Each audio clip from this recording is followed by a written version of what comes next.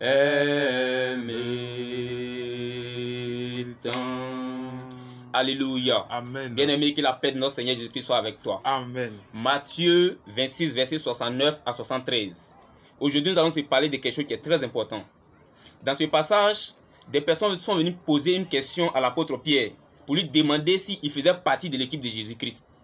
Et Pierre a renié 3 fois. Mais quelque chose nous a marqué dans ce passage, c'est quoi? C'est que des personnes ont reconnu dans l'expression, dans le langage de Pierre, que Pierre ne faisait pas partie de leur monde, mais il était plutôt d'un autre monde. Alléluia. Amen. C'est sur ce passage, c'est sur ces versets, c'est sur cette portion que nous nous basons ce matin pour venir te dire que oui, ce n'est pas en entrant pas la Bible qu'on est chrétien. Ce n'est pas en allant s'asseoir à l'église qu'on est chrétien. Ce n'est pas en portant une cravate ou bien ce n'est pas en s'habillant bien qu'on montre aux gens qu'on est véritablement chrétien.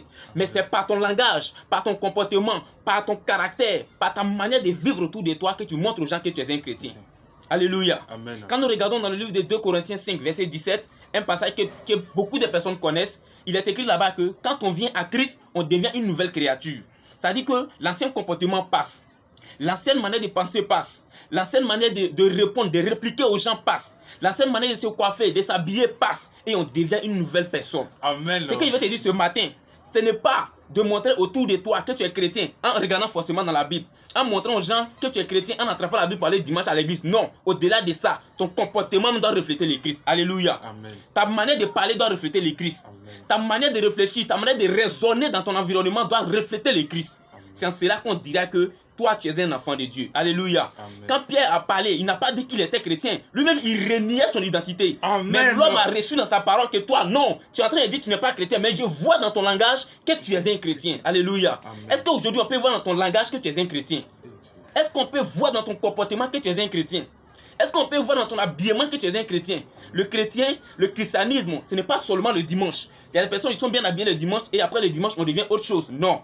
Ton comportement, quand tu deviens une nouvelle créature, tu deviens une nouvelle créature. Alléluia. Amen. Donc, mon frère va ajouter quelque chose. Bon, moi, en tout cas, j'ai rien à dire. Pour cette vidéo, en tout cas, il a tout dit. Je remercie vraiment Dieu et j'espère vraiment que tu vas prendre en considération en tout cas cette petite exhortation. Amen. Aujourd'hui, moi, il a tout dit. Amen, amen. Gloire soit rendue à Dieu tout Alléluia. ça. Amen. Alléluia. Donc, mon frère, c'est ce qu'on avait à t'apporter ce matin. Sois béni. Bonne journée à toi. Amen, amen.